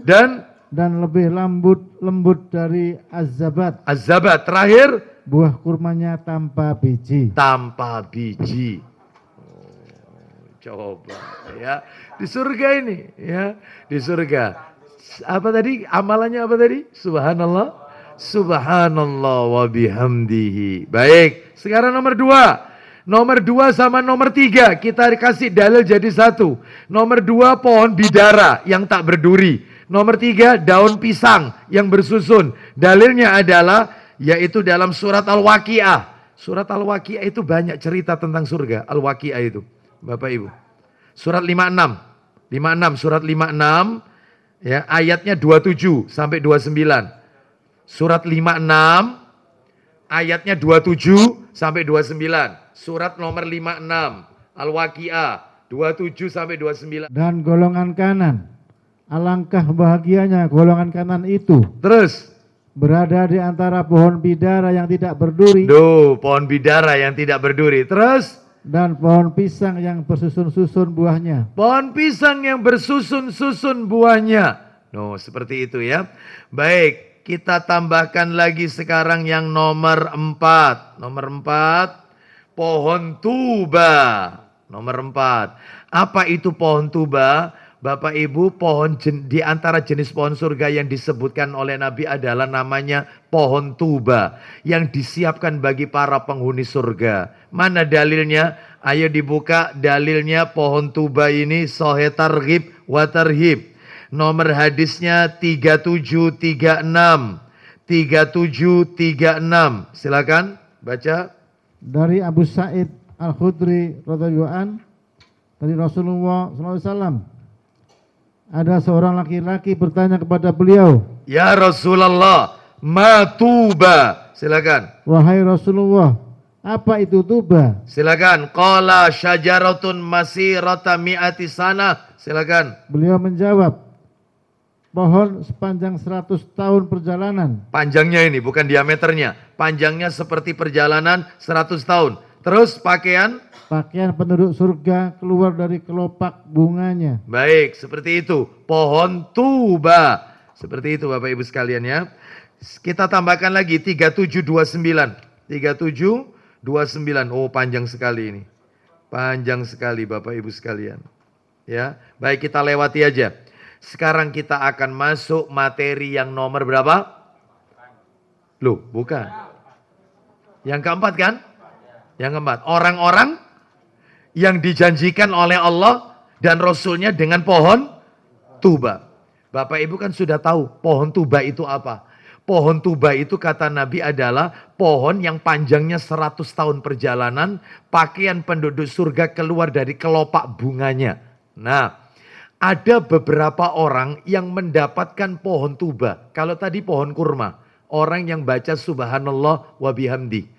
Sekarang yang dapat pohon tuba nanti, itu diantaranya ada 5 orang Bapak Ibu. Siapa itu? Nomor 1, orang yang beriman dan beramal soleh. Orang beriman dan suka beramal soleh, maka dia di surga mendapatkan pohon tuba. Dalilnya mana? Quran surat 13, Ar-Ra'du ayat 29. Kita dengarkan surat 13, Ar-Ra'du, Ar-Ra'du ayat 29. Allah Ta'ala berfirman, lihat ya, tuba. Ada nggak kata-kata tuba dalam ayat ini? Surat 13, 29. Surat 13 ayat 29. Dicatat ya, perhatikan. Ada nggak kata-kata tuba? Ada. Mari silakan. Orang-orang yang beriman dan beramal saleh, bagi mereka kebahagiaan Terus dan tempat kembali yang baik. Jadi Bapak Ibu, selalu kata tuba itu dalam ayat Quran maupun hadis Nabi, diperhatikan ini. Kata tuba, tuba itu pohon, tapi selalu diterjemahkan kebahagiaan. Tempat kembali yang baik, kebahagiaan. Itu selalu diterjemahkan demikian. Padahal itu adalah pohon yang Allah siapkan untuk penduduk surga. Yang nomor 1, beriman dan beramal soleh. Yang nomor 2 adalah orang yang banyak istighfar. Orang yang ketika di dunia istighfarnya banyak. Astagfirullah, astagfirullah, astagfirullah. Atau sayyidul istighfar, zikir pagi petang. Allahumma anta rabbi, la ilaha illa anta khalaqtani, wa ana abduka, wa ana ala ahdika. Terus banyak istighfar. Istighfarnya banyak. Astagfirullah wa atubu ilai. Terutama kalau setelah sholat duha dibaca 100 kali. Rabbi firli wa tub alayya innaka anta tawwabur rahim. Atau Allahumma firli wa tub alayya innaka anta tawwabur. Banyak istighfar. Banyak istighfar. Dan orang itu mengucapkan istighfar itu banyak kalau mau dihitung. Contoh. Di dalam sholat ada istighfar. Contohnya dalam sholat ada istighfar. Ketika rukuk membaca subhanakallahumma wa bihamdika Allahumma ghafirli. Kan gitu kan, roko sama sujud. Subhanakallahumma wa bihamdika Allahumma ghafirli. Allahumma ghafirli itu ya Allah ampuni aku. Istighfar kan minta ampun. Loh, duduk di antara dua sujud, ada doanya. Allahumma ghafirli, warhamni, wajburni, warfa'ni, wahdini, wa'afini, warzukni. Loh, Allahumma ghafirli, ampuni aku ya Allah. Istighfar. Setelah salam. Assalamualaikum warahmatullah. Assalamualaikum warahmatullah. Astagfirullah. Loh, setelah sholat istighfar. Contoh lagi istighfar. Sholat duha. Itu juga istighfar. Zikir pagi petang. Itu juga istighfar. Astagfirullah wa atubu ilaih. 100 kali dibaca. Nah ya, makanya orang yang suka banyak istighfar dapat pohon tuba. Mana dalilnya? Silakan Ustadz. Sahih Targhib wa Tarhib jilid 3. Nomornya 1618. 1618. 1618. Kalau tadi subhanallah wa bihamdi, sekarang istighfar. 1618. Kita dengarkan ini. Ya, sebentar lagi kita akhiri 1618. Nah, ini ketemu. Dari Abdullah bin Busr radhiyallahu an, dia berkata, aku pernah mendengar Nabi sallallahu alaihi wasallam bersabda, "Tuba liman wujida fi sahifatihi istighfarun katsirun." Silakan. Beruntunglah. Loh, selalu diartikan beruntung. Tuba, beruntunglah. Berbahagialah. Selalu diartikan beruntung, berbahagia. Tuba itu. Jadi arti yang benar, nggak apa-apa diartikan beruntung atau berbahagia. Atau kalau mau diartikan yang panjang, akan mendapatkan pohon tuba di surga. Baru dilanjutkan. Bagi orang, lanjut. Yang di dalam catatan amalnya terdapat istighfar yang banyak. Beruntunglah bagi orang yang di dalam catatan amalnya terdapat istighfar yang banyak. Kalau mau diartikan beruntung. Tapi kalau mau diartikan pohon, mereka akan mendapatkan pohon tuba bagi orang yang di dalam catatan amalnya terdapat istighfar yang banyak. Sama saja. Selalu diartikan bahagia atau beruntung. Itu selalu begitu. Sekarang kita lanjutkan nomor 3. Orang yang terasing karena menghidupkan sunnah Rasul dapat tuba. Orang yang terasing, dikucilkan orang karena orang itu menghidupkan sunnah Rasul. Di masyarakat kita yang mulai sudah belajar sunnah, mengenal sunnah, sudah mulai dikucilkan. Bahkan keluarga kita pun juga tidak mau bertemu dengan kita dan seterusnya. Bahkan kita tidak disapa, kita tidak diikutkan dalam acara keluarga, kita dikeluarkan dari grup keluarga gara-gara sudah mulai memelihara jenggot. Ya, celananya sudah mulai cingkrang, ya, yang ibu-ibu jilbabnya udah mulai lebar-lebar, dikit-dikit sunnah Rasul, maka sudah mulai dikucilkan. Itu kalau sabar, tetap kekeh di atas ajaran Rasul, maka dia akan mendapatkan tuba. Istiqomah tetap, meskipun diasingkan, diolok-olok, ya, dan seterusnya. Mana dalilnya? Dalilnya adalah hadis riwayat Muslim. Baca Ustaz, Sahih Muslim. Ya, Sahih Muslim. Nomor hadisnya Sahih Muslim nomor 118. Itu nomor cetakan terjemahan. Kalau aslinya 145. Sahih Muslim 145. Sahih Muslim 145 asli. Kalau cetakan terjemahan 118. Baik, saya bacakan dari Abu Hurairah radhiyallahu an. Rasulullah sallallahu alaihi wasallam bersabda, "Bada'al Islamu ghariban." Perhatikan ya, perhatikan. Bada'al Islamu ghariban wa sayaudu kama bada'a ghariban fatuba lil ghuraba. Fatuba, tuba. Silakan baca. Dari Abu Hurairah radhiyallahu an, kata Rasulullah bersabda. Ya, silakan. Islam pada mulanya asing. Islam ini datang awalnya asing, dianggap aneh oleh orang-orang kafir Quraisy. Lanjut. Dan akan kembali asing seperti semula. Dan Islam ini akan kembali asing.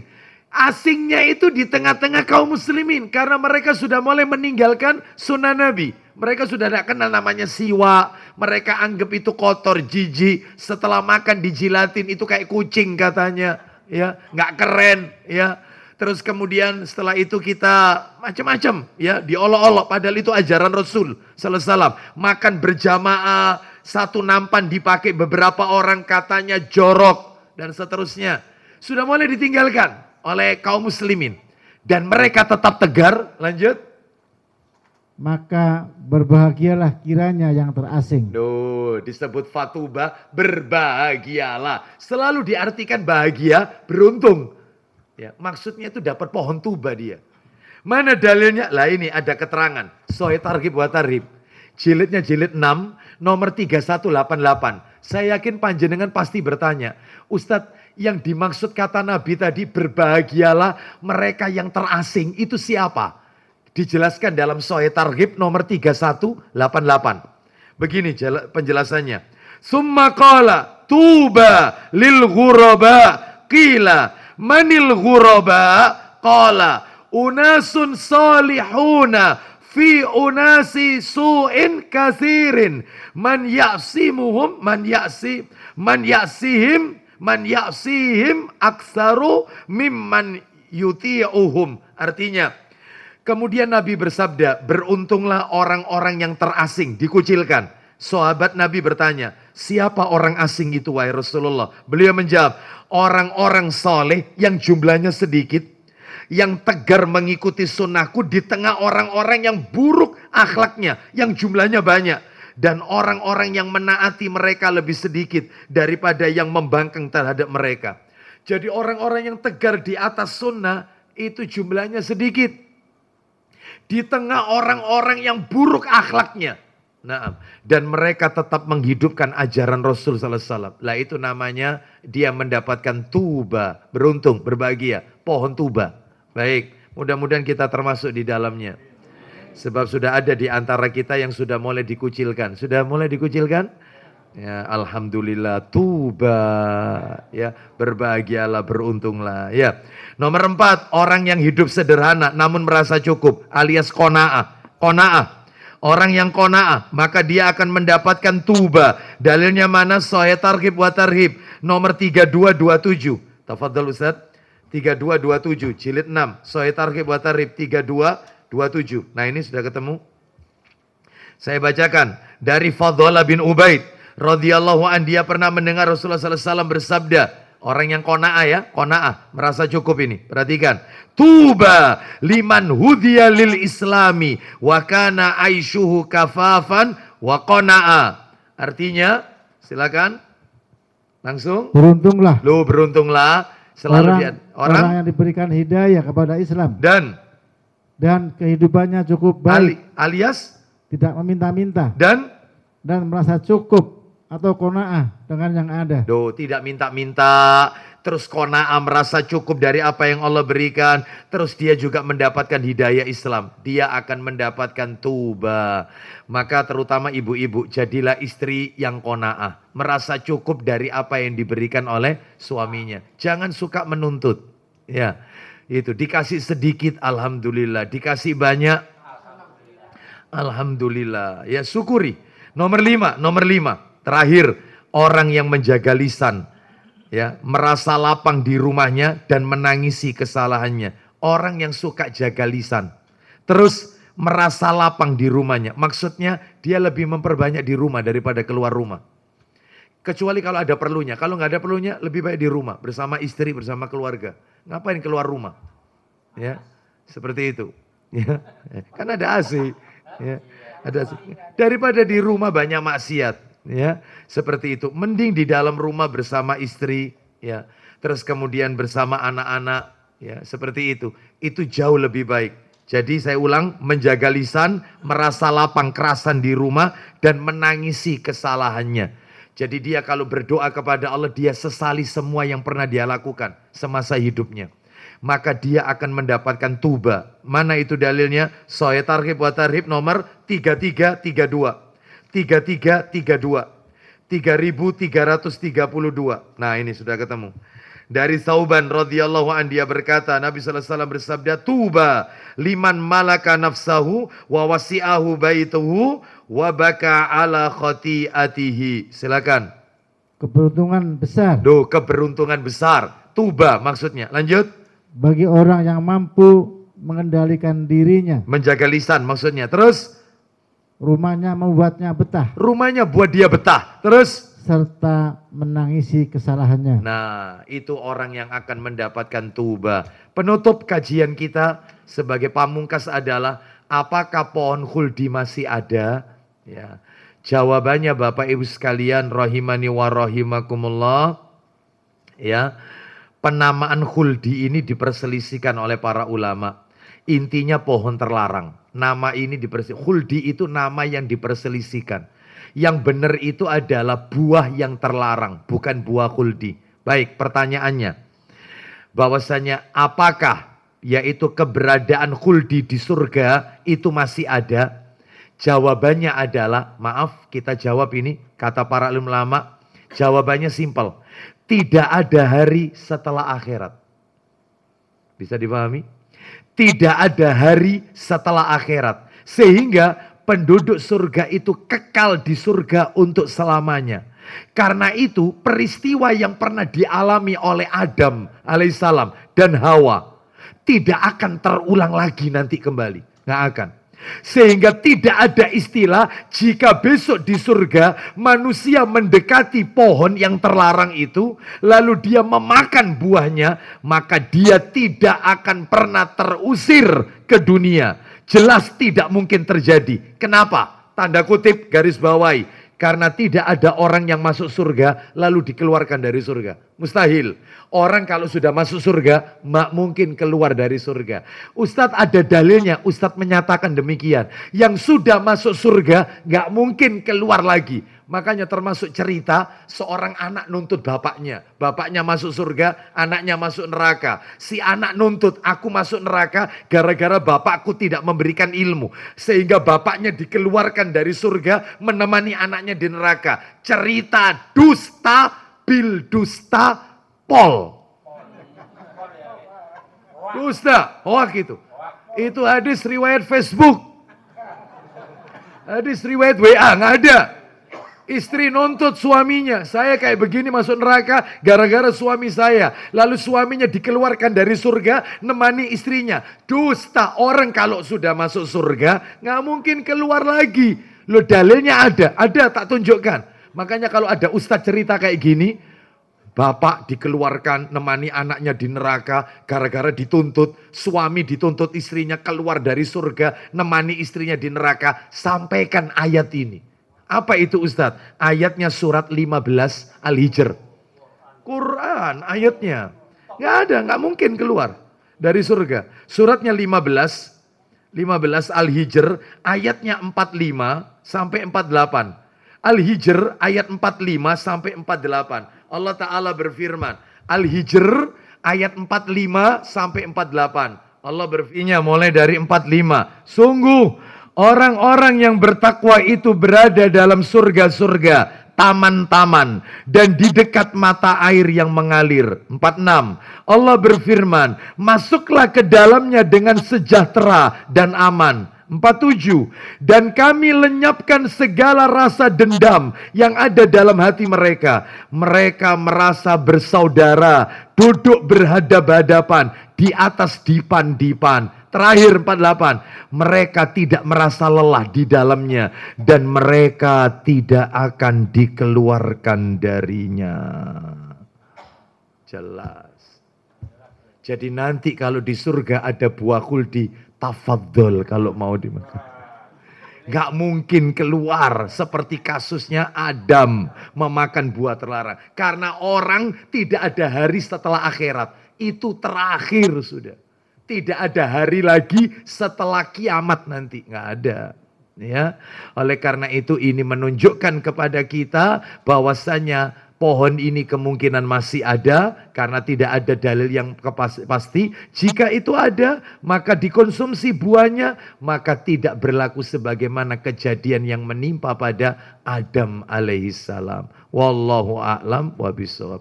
Demikian apa yang bisa kami sampaikan. Semoga menjadi tambahan ilmu yang bermanfaat. Dan mudah-mudahan kita semua tercatat sebagai penduduk surganya Allah subhanahu wa ta'ala. Baik, ada yang mau bertanya? Satu aja, satu ya. Jam-jamnya jam 9. Ya. Ibu-ibu satu kalau ada ibu-ibu, tak apa-apa. Adil, silakan.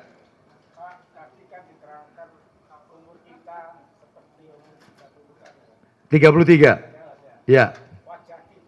Seperti ya Yusuf. Ya. Ayub. Betul. Terus kemampuan seks kita. Wah. Kalori ya.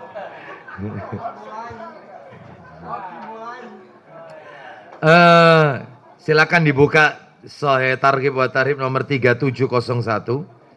3701 ya. 3701 3701 3701 ya.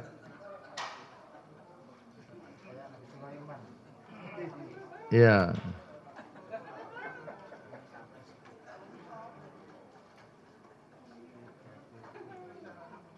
Silakan.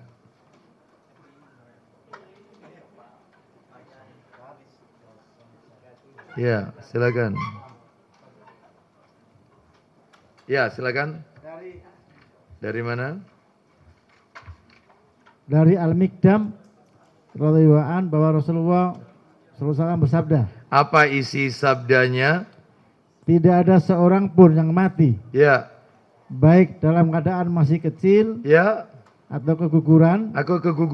Atau tua dan manusia itu memang hanya berkisar antara keduanya. Yaitu terus. Melainkan dia akan dibangkitkan dalam usia 33 tahun. Nah itu satu, penduduk surga 33 tahun kata Nabi. Terus? Jika dia termasuk penghuni surga. Maka dia berukuran Nabi Adam. Ukurannya Nabi Adam. Terus? Berwajah Nabi Yusuf. Wajahnya Yusuf alaihissalam. Terus? Dan berhati Nabi Ayub. Hatinya Ayub alaihissalam. Terus? Dan barang siapa termasuk penghuni neraka. Ya. Maka dia akan dibesarkan dan digemukkan fisiknya seperti gunung. Nah, kalau penduduk neraka fisiknya digemukkan seperti gunung. Ya, sampai di situ Bapak Ibu sekalian. Sekarang beliau bertanya, bagaimana untuk kemampuan jima? Maka disebutkan dalam satu hadis di Sahih riwayat Bukhari disebutkan bahwasannya bahkan dalam kitab Sahih Targhib wa Tarhib juga disebutkan penduduk surga ketika melakukan jima dalam sehari kata Nabi itu 100 kali. 100 kali. Nah, dan dia memiliki kekuatan yaitu untuk menjima itu kekuatan sampai 100 yaitu tadi jima tadi itu kekuatannya. Ini nggak ada jamu-jamuan, nggak ada. Nggak ada. Seperti apa di dunia nggak ada. Ya. Jadi seperti itu. Lalu setiap laki-laki mendapatkan yaitu 2 istri dari penduduk surga. Jadi tidak ada satupun penduduk surga yang tidak poligami. Semuanya poligami. Semuanya. Ya. Bagaimana untuk wanita? Maka wanita disesuaikan dengan tabiatnya. Tabiat wanita berbeda dengan laki-laki. Wanita suka keindahan, wanita suka kemewahan, wanita suka perhiasan. Itulah yang Allah berikan. Rumah mewah, perhiasan, ketenaran. Itu yang Allah berikan. Laki-laki tidak. Sekalipun dia punya rumah mewah, mobil bagus, istrinya cantik. Dia tetap masih melirik yang lain. Itu tabiat laki-laki dan itu yang akan Allah berikan. Kesenangannya sesuai dengan tabiat. Kalau wanita tidak sesuai dengan tabiatnya. Suka keindahan, suka kemewahan dan seterusnya. Wallahu a'lam wa bishawab. Ya. Ibu-ibu ada yang bertanya?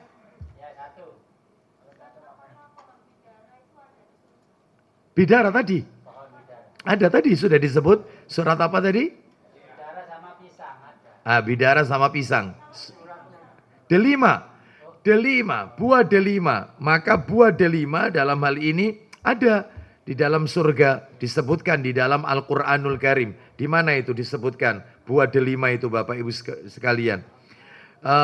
Kalau tidak salah buah delima itu disebutkan di dalam suratnya. Kalau tidak salah surat 56 ya. Ayat 60, surat 55 ayat 68 ya. Ar-Rahman ya. Coba surat 55. Surat 55 ayatnya 68.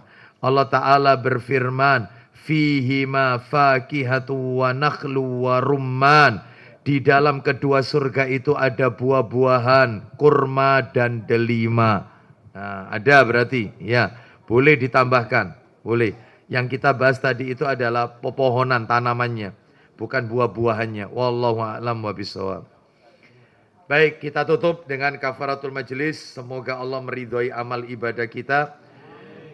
Kita akhiri wassallallahu ala nabiyyina wa ala alihi washabihi wasallam. Subhanakallahumma wa bihamdika asyhadu an la ilaha illa anta astaghfiruka wa atubu ilaik. Wa akhiru da'wana anil hamdulillahi rabbil alamin. Assalamualaikum warahmatullahi wabarakatuh. Silakan.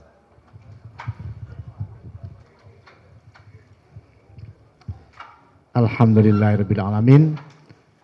Atur nuwun, terima kasih Ustadz Abu Aslam. Teman sekalian, cukup banyak ya yang telah kita dapatkan informasi ilmu tentang kisah-kisah gaib pada malam hari ini. Mudah-mudahan kita bisa mengambil pelajaran. Kemudian yang paling penting adalah bisa mengamalkan apa yang telah disampaikan. Sebagai tuan rumah, kami menyampaikan terima kasih khususnya kepada guru kita Ustadz Abu Aslam dan jamaah sekalian. Sekaligus kami informasikan insya Allah besok pagi kami akan safar, bukan umroh, tapi tugas perusahaan. Okay. Insya Allah ke Singapura dan Malaysia selama seminggu insya Allah. Namun tetap nanti kita akan bertemu di hari Kamis yang akan datang. Bab Tauhid dengan Ustadz Najih Ihsan insya Allah. Okay. Sama sekalian, monggo dinikmati dulu hidangannya. Apa yang ada silakan dinikmati, dihabiskan saja, ya. Monggo, mau dibantu, Cak Awi diturunkan, ini sama sekalian, nih, monggo.